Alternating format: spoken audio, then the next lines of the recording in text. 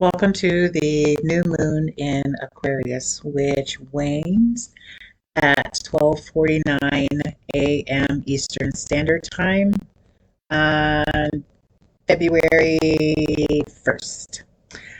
We hope that you have already performed your Kabbalistic cross and your lesser banishing ritual in protection and preparation, and we will go right into calling the quarters.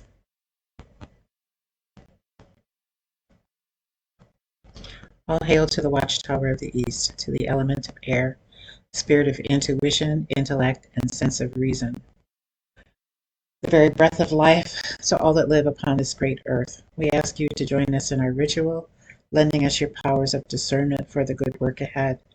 Guard our sacred circle set outside of time and charge it by your power. We bid hail and welcome to east and air.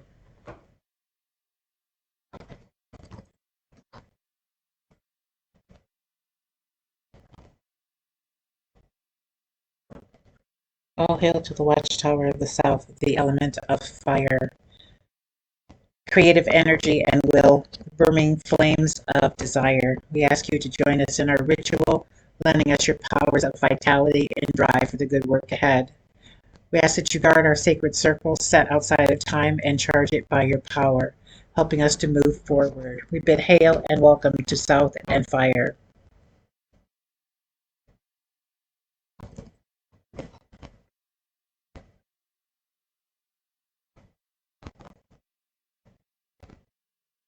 All hail to the watchtower of the west, to the element of water, power of dreams and emotion, all that washes us of negativity and teaches us love. We ask you to join us in our ritual, lending us your power of love for the good work ahead. Guard our sacred circle set outside of time and charge it by your power, giving us love for all. We bid hail and welcome to west and water.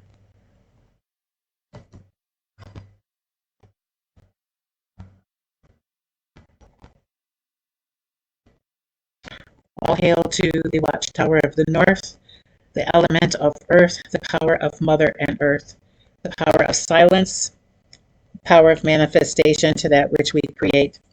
We ask you to join us in our ritual and lend us your powers of stability and grounding for the good work ahead. Guard our sacred circle set outside of time and charge it by your power. We bid hail and welcome to north and earth.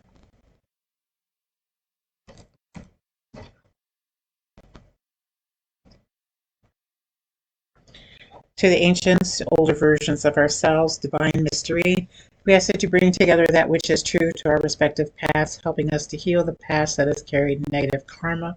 Spirit above, spirit below, and guardian power within that connects us all. We call at you to be at your strongest with us and to lend us your guidance. We look above to seal the height with Yud He Vav. We look below to seal the deep with Yud Vav He. We look forward to seal the east with He Yud Vav. We look backwards to seal the west with Vav He Yud. We look to the right to seal the south with Vav Yud He. We look to the left to seal the north with He Vav and Yud. These are the inevitable existences, the spirit of living God, air, water, fire, height, depth, east, west, north, and south. Let all who came not in response to our call, we acknowledge your presence, wishing you well, and ask that you depart now in peace, and let all who have entered our circle be here in perfect love and perfect trust. The circle is now cast. Again, we bid you welcome to the new moon Aquarius, which waned at 12:49 a.m. Eastern Standard Time. The moon representing our inner being, the female archetype, including our dreams, desires, loves, hopes, and fears. As aspects that are positive are the conjunction, the sextile, and the trine, are in harmony with the reality of our lives, and we are fulfilled and emotionally stable. Aspects that are negative, the opposite and the square, promote anger, jealousy, hate, fear, and depression. Aquarius is masculine, fixed air. We typically think of Aquarius as a feminine sign because of the symbol of the water bearer being one of water. and by association linked to emotions on the female archetype, but that's not the case. Fixed signs are very stable, and air signs are intellectual and communicative. Ruled by the planet Uranus, which is the planet of change, can make Aquarius seem fickle, but there is always a purpose to the actions of the Aquarian. The moon in Aquarius is inspired by humanity and can sense the feelings of any particular group and understands and communicates its needs effectively. With third house communications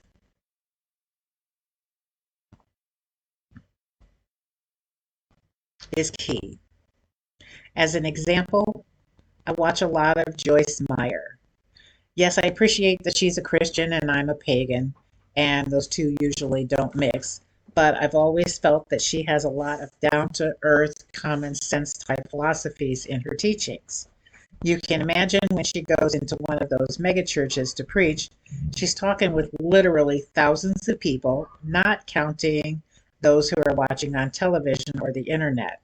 What would be the chance that the subject of her teaching would be effective or pertinent to all of them?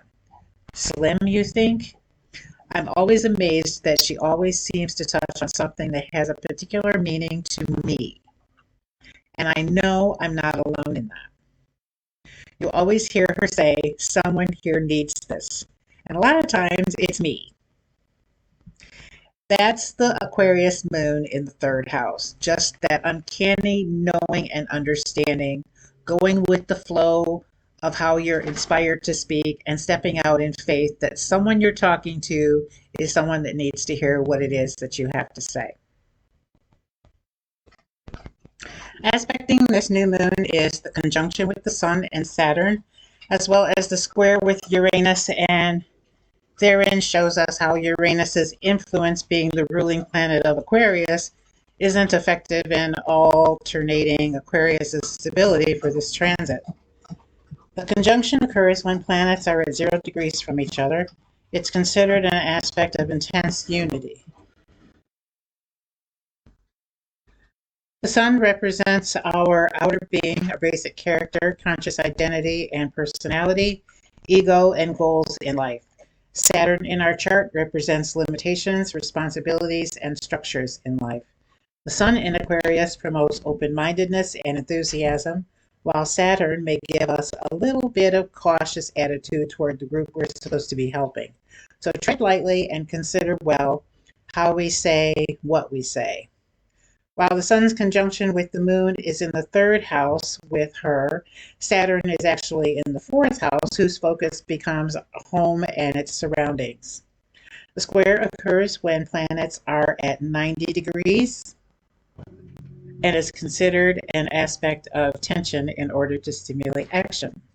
Uranus in the sign of Taurus and the seventh house could take our focus away from helping those outside of ourselves and turning it inward towards our individual inner issues, home, environment, and interpersonal relationships.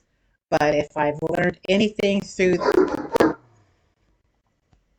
I apologize for the noise in the background. As I was saying, if I've learned anything through the course of my studies, when you focus upon helping someone else, you often inadvertently find help for yourself. You might not have realized until just that moment that you needed the same advice or you had the same issue you're trying to help someone else with.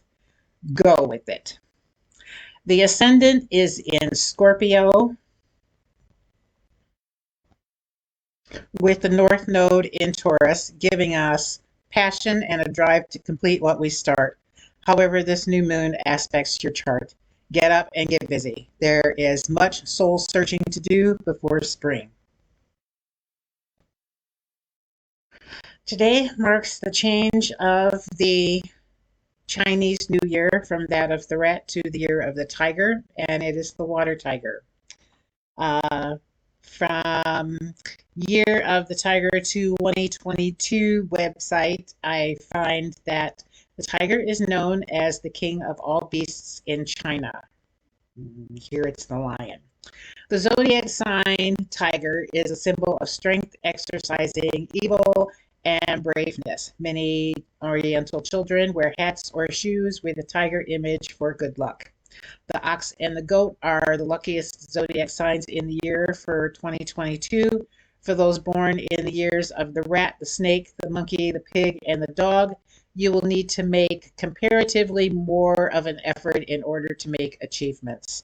The rabbit, the dragon, the horse, and the rooster people are destined to enjoy a smooth life and good luck in making money this year. And on the another website, we're entering the year of the tiger. I found they say the year of the rat was about survival, and the year of the ox was about anchoring ourselves in a new reality. The year of the tiger will be about making big changes, which kind of goes along with our Uranus, where she's located. This will be a year of risk taking and adventure. We're finding enthusiasm again, both for ourselves and for others. Everyone is fired up, generosity is at an all time high, and social progress feels possible again. The tiger is associated with yang, which is masculine, active energy. Tigers do things their own way and hate being told what to do. Today in the Hebrew is the Rosh Chodesh, or new moon for the month of Adar. The Torah portion for today is the beginning of the instructions for making the Ark of the Covenant. Today, in modern times, there's much speculation about what the Ark really was. Notably, it was always taken into battle and seemed to have strange powers associated with it.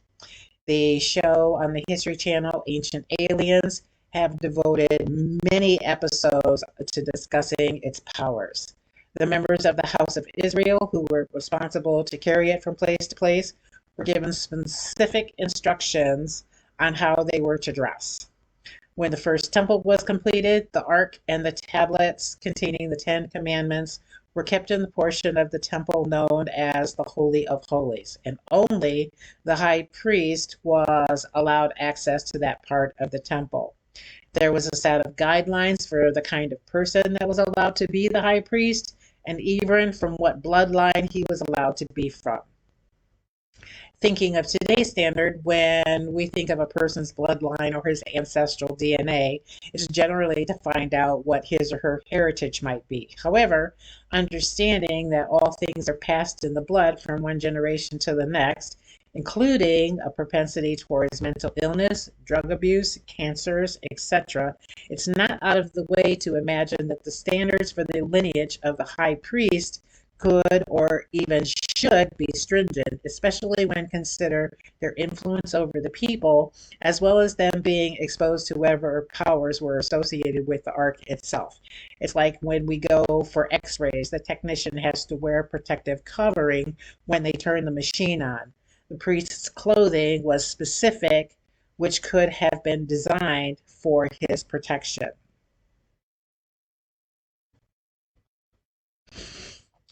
The gematria of the Hebrew year of 5782 equals 22, or 2, which is the value of the word Adar is 205, which breaks down to 7.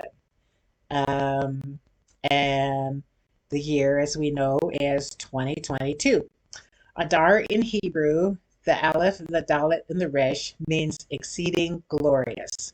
Since the month of Adar is the last month in the zodiac in the Hebrew calendar, it is said that it collects all the powers of the other signs. The month Adar is associated with the tribe of Ephraim, the final hay in the Tetragrammaton, and the element of earth in the winter. The final hay and the element of earth both contain all of the other elements, so exceeding glorious is a valid description. The month of Adar is the sign of Pisces in the zodiac and is central column energy, which has both the power to give and the power to receive, again connecting to exceeding. The letters for the month of Pisces, according to the Sefer Yetzirah, there are 22 letters that have different frequencies and spiritual forces represent each month. Each month is ruled by 2 letters. One letter rules the planet that dominates the sign. The other rules the astrological sign. Adar's planet is Jupiter and is ruled by the letter Gimel. Its astrological sign is Pisces, which is ruled by the letter Kaf. And at the new moon, because the sun has not yet moved into Pisces, we focus on the letter that rules or that creates the ruling planet for the month. So we focus on the letter Gimel.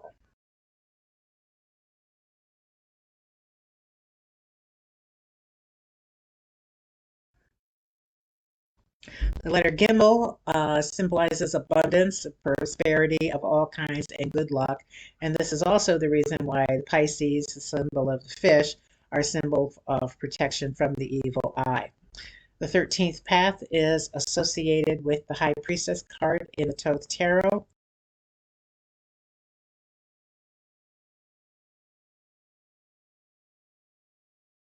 As the only middle pillar path that spans the abyss, which is the sphere of Ada'at. The position of the High Priestess on the Tree of Life is unique. She links the ultimate father of Keter to the son, Tipperet, and in doing so joins the supernal triad to the rest of the tree. In this card, Crowley points out, is the one link between the archetypical and the formative worlds. The abyss she traverses is quite literally the desert of the soul, and like the desert camel, she is the only vehicle capable of crossing that terrible wasteland.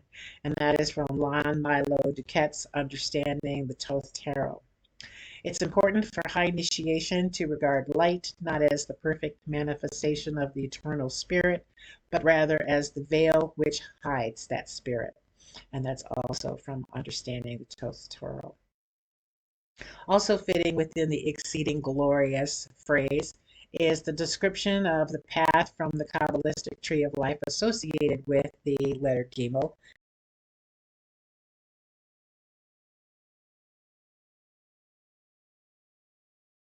The 13th path, which connects the sphere of Keter with that of Tipperet.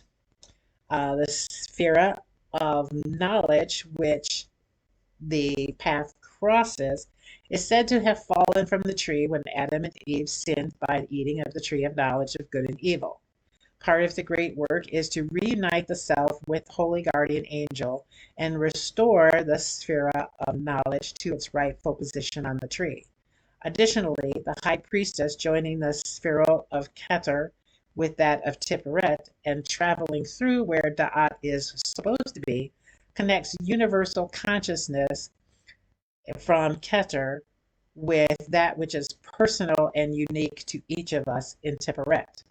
From the path of Sadi, from the full moon in Cancer this past month, the angel of the sphere of Yesod Gavriel spoke about the restoration of the garden, which correlates to the restoration of the sphere of Da'at on the tree of life, because Da'at then makes it the tree of knowledge.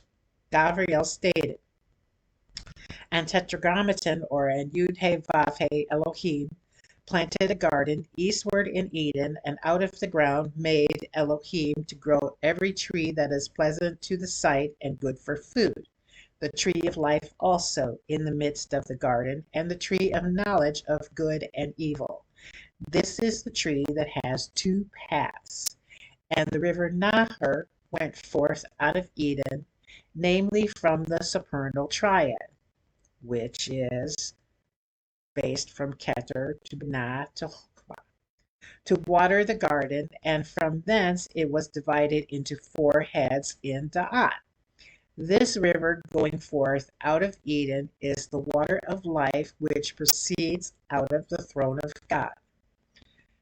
The rivers of Eden form a cross, and on that cross, Adam, the son who was to rule the nations, is extended from Tipperet, and his arms stretch out to Gevurah and Gedolah. And in Malchut is Eve, mother of all, completion of all, and above the universe she supports with her hands the eternal pillars of the Sphirot. Eden was and is located in the upper triad of the Tree of Life. The path reads that the rivers that lead from Eden form a cross that extends to Adam and Tipperet, which is identical to the tree from Tipperet to Malkut, where Eve is. And quote, there is a dark hole at Da'at where a Sphera once existed. Malkut has dropped into the kingdom of shells. There is a sudden flash of light and the vision changes. Now you are granted a glimpse of the tree restored with Malkut raised to its original position. And my question becomes, okay, so where was it before? Would the rectified tree be simply to restore Da'at, the sphere of knowledge, to its original place? Because right now, on the so-called tree of the fallen, Da'at is invisible.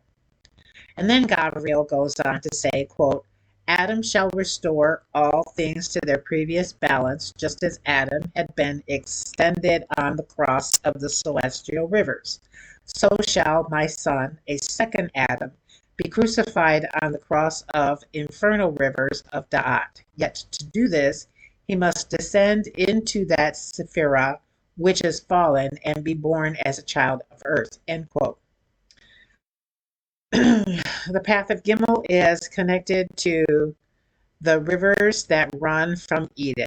Keter is the crown. It is that which connects our spirits to Ein Sof Or, which is a limitless light. As a chakra, it is the highest vibration we are able to connect to in the physical world.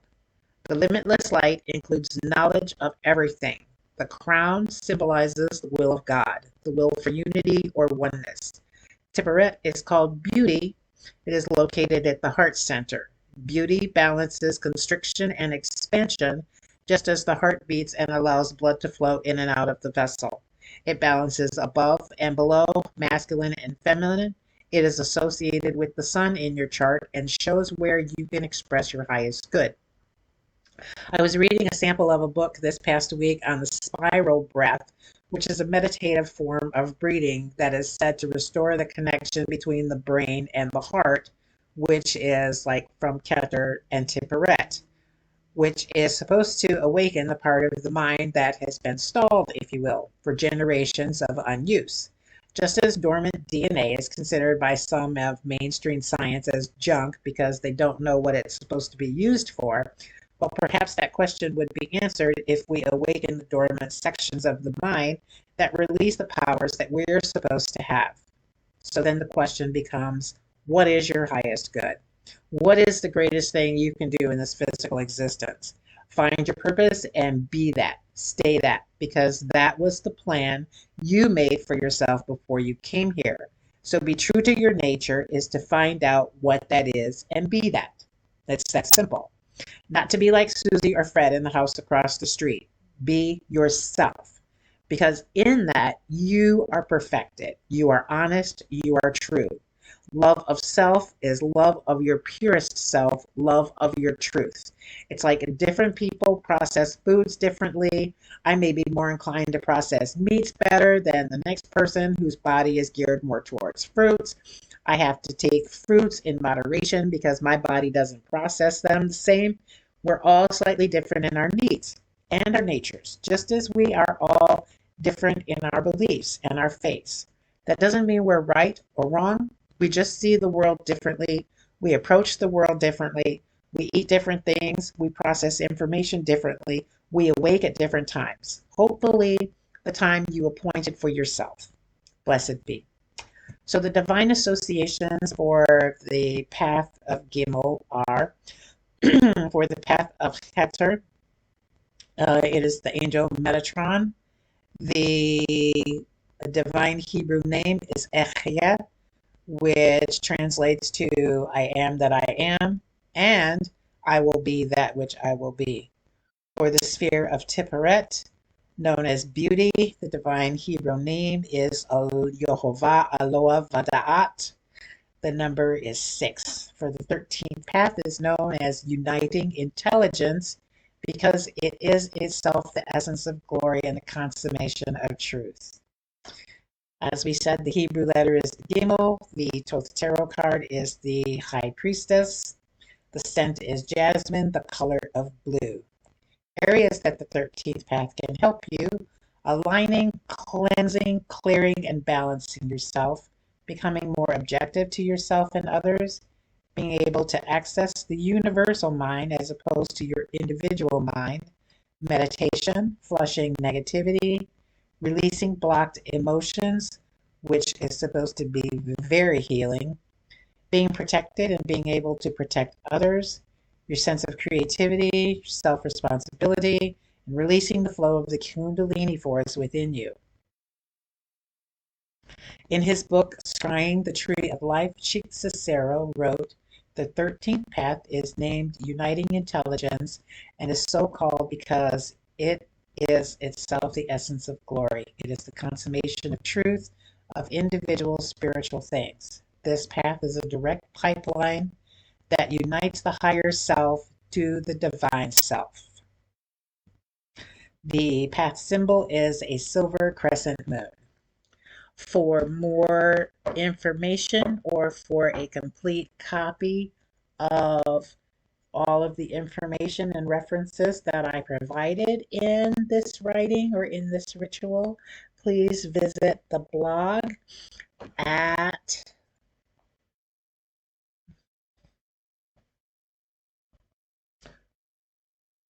grehornet.wixsite.com and look for New Moon in Aquarius. That will also have the guided meditation for the Path of Gimel, which is, as I remember, a dark night of the soul. So we wish you well and hope that you enjoy a blessed and a prosperous new Chinese year and that you enjoy this new moon. So, in closing, we will release the guardians. We bid farewell to the guardians of North Earth, West Water, South Fire, East and Air. We thank you all for joining in our celebration, and we trust in you to carry forth our wishes and intentions to begin the process of manifestation according to our will and the love that binds us all. Go if you will, stay if you must. May there be peace between us now and forever to all beings in all direction. In love and trust, the circle is open but always unbroken. Again, blessed new moon and a happy Chinese New Year. Blessed be.